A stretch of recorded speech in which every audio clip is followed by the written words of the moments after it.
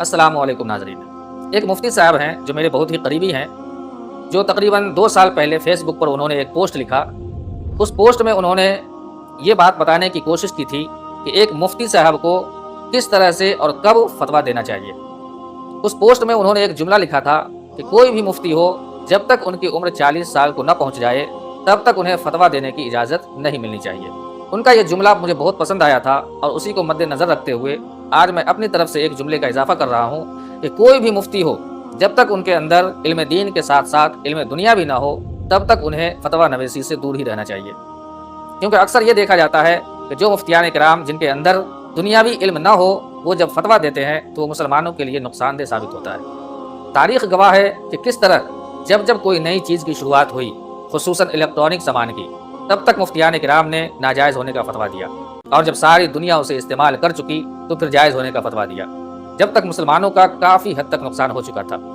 वैसे बताने को तो बहुत सारी चीज़ें हैं, लेकिन आज की वीडियो में जिस इलेक्ट्रॉनिक सामान के बारे में बताने वाला हूँ वो इलेक्ट्रॉनिक सामान है प्रिंटिंग मशीन। जर्मनी में 1440 ईस्वी में यूहानसन बर्ग नामी शख्स ने इसकी शुरुआत की। सारी दुनिया ने खुले दिल के साथ इसका इस्तकबाल किया और क्यों न करते कि जो किताबें हाथों से महीनों में लिखी जाती थी वो अब घंटों में तैयार होने वाली थी। जिस किताब की कीमतें पहले बहुत ज़्यादा हुआ करती थी हाथों से लिखने की वजह से, अब वो सारी किताबें कम कीमत में मिलने वाली थी।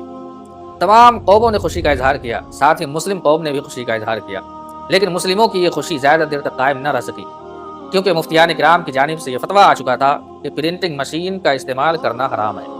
और इसकी जो वजह बताई गई थी उसमें पहली वजह ये थी कि कुरान शरीफ या हदीस की किताबें अगर प्रिंटिंग मशीन में छापी जाए तो उसमें रद्द बदल हो जाने का अंदेशा है। दूसरी वजह यह बताई गई कि प्रिंटिंग मशीन में छापने से किताबों की बेहुरमती होगी। और तीसरी वजह यह बताई गई कि किताबें जब ज़्यादा छपेंगी तो आवाम तक भी पहुँचेगी और इस तरह से उलमाए किराम का वक़ार ख़त्म हो जाएगा। नाज़रीन, ये उस वक्त की बात है जब मुसलमानों की हुकूमत सल्तनत उस्मानिया दुनिया की बहुत ही पावरफुल सल्तनत थी। अगर ये सल्तनत चाहती तो मजहबी किताबें, तारीख़ी किताबें, फ़िक़ही किताबें लाखों की तादाद में सालाना छाप कर पूरी दुनिया में फैला सकती थी और मजहब इस्लाम का पैगाम दुनिया के कोने कोने तक पहुँचा सकती थी। लेकिन ये मुसलमानों की बदनसीबी कहें कि 1485 ईस्वी में सल्तनत उस्मानिया की जानिब से मुफ्तियान किराम के फतवे को मद्देनज़र रखते हुए एक हुक्मनामा जारी हुआ कि मुसलमानों के लिए जहाँ प्रिंटिंग मशीन का इस्तेमाल शरअन नाजायज़ व हराम है, वहीं हुकूमती सतह पे ये कानूनन जुर्म है और जो इसकी खिलाफ वर्जी करेगा उसे मौत की सज़ा दी जाएगी। इसके अलावा दूसरा हुक्मनामा जारी ये हुआ कि सल्तनत उस्मानिया में रहने वाले जितने भी गैर मुस्लिम हैं उन पर कोई पाबंदी आयद नहीं होगी। वो अपनी जिस तरह की जो भी किताबें जिस ज़बान में चाहे छाप सकते हैं। सिर्फ मुसलमान 3 ज़बानों में, अरबी, फ़ारसी और तुर्की ज़बानों में किताबें नहीं छाप सकते। इसके अलावा मुसलमान चाहें तो किसी दूसरी ज़बान में छाप सकते हैं।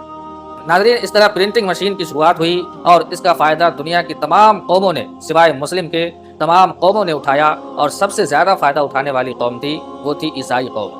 प्रिंटिंग मशीन में सबसे पहली जो किताब छापी गई वो थी बाइबल और उसके बाद तो फिर इतनी छापी गई और आज तक छप रही है कि आज पूरी दुनिया में सबसे नंबर 1 पे अगर कोई किताब है प्रिंटिंग मशीन में छपने वाली तो वो है बाइबल। कुरान मजीद इतनी छापी जाती है लेकिन उसके बावजूद कुरान आज दूसरे नंबर पे है। कुरान मजीद को बाइबल के करीब पहुंचने में हो सकता है हज़ारों साल का अरसा लग जाए। वक्त गुजरता रहा, 3 सदियाँ गुजर गई, 4थी सदी आ गई, 18वीं सदी। उस वक्त एक बुजुर्ग हस्ती हुजूर शेखुल इस्लाम हज़रत अब्दुल्लाह अफंदी अलैहिर्रहमा, उन्होंने फतवा दिया कि अब मुसलमानों के लिए प्रिंटिंग मशीन का इस्तेमाल जायज़ है। और उन्होंने सिर्फ जायज़ का फतवा ही नहीं दिया बल्कि उस वक्त के बादशाह वक्त जो सल्तनत उस्मानिया के बादशाह थे अहमद सालिस, उसे आमादा भी किया कि वो तमाम मुसलमानों को कानूनी तौर पर इजाज़त दें प्रिंटिंग मशीन इस्तेमाल करने की। बादशाह वक्त ने इजाज़त तो दी लेकिन एक शर्त के साथ कि प्रिंटिंग मशीन पे मुसलमान कुरान और हदीस के अलावा तमाम किताबें छाप सकता है। कुरान और हदीस जिस तरह पहले हाथों से लिखी जाती थी वो अब भी बरकरार रहेगी, उसे हाथ से ही लिखना है। नाज़रीन, ये तारीख़ी बात बताई मैंने जिसे आज के बहुत सारे मुसलमान मानने के लिए तैयार नहीं है। मुझे बड़ी हैरत होती है कि आज के ज़माने में जब मुसलमानों में इतने इख्तलाफ हैं, एक तरफ माइक पे नमाज़ पढ़ना जायज़ करार दिया जा रहा है तो एक तरफ नाजायज़ करार दिया जा रहा है, एक तरफ वीडियो बनाने को जायज़ करार दिया जा रहा है तो एक तरफ वीडियो को नाजायज़ व हराम करार दिया जा रहा है। ऐसे वक्त में मुसलमान इस बात को मानने के लिए तैयार नहीं है कि सल्तनत उस्मानिया ने प्रिंटिंग मशीन के इस्तेमाल पर कोई पाबंदी लगाई थी। ये भी मानने के लिए तैयार नहीं है कि उस वक्त के मुफ्तियान किराम ने नाजायज़ का फतवा दिया था। आज के ज़माने में कुछ मुफ्तियान किराम किसी चीज़ को नाजायज़ व हराम करार देते हैं तो दूसरे मुफ्तियान किराम की तरफ से जायज़ का फतवा आ जाता है और इस तरह से मुसलमानों के लिए आसानियाँ पैदा हो जाती है। तो गौर करें कि जिनके नज़दीक वीडियो बनाना नाजायज़ व हराम है وہ قانونی طور پہ ایک قانون بنا لیں کہ کسی بھی مسلمان کو ویڈیو بنانا، سوشل میڈیا استعمال کرنا، یوٹیوب وغیرہ پر ویڈیو اپلوڈ کرنا یہ ناجائز و حرام کے ساتھ ساتھ قانوناً جرم بھی ہوگا، تو کوئی بھی نئے مفتیان کرام جواز کا فتویٰ نہیں دیں گے۔ آج مسلمانوں کے درمیان آزادی ہے، قانونی طور پہ کہیں بھی رکاوٹ نہیں ہے، یہی وجہ ہے کہ کچھ مفتیان کرام جائز کا فتویٰ دیتے ہیں تو کچھ ناجائز کا فتویٰ دیتے ہیں۔ لیکن اس وقت سلطنت عثمانیہ کی حکومت تھی، مفتیان کرام کے فیصلے کے ساتھ انہوں نے قانونی جرم بھی ثابت کر دیا، جس کی وجہ سے کوئی نئے مفتیان کرام جواز کا فتویٰ دینے سے بچتے رہے۔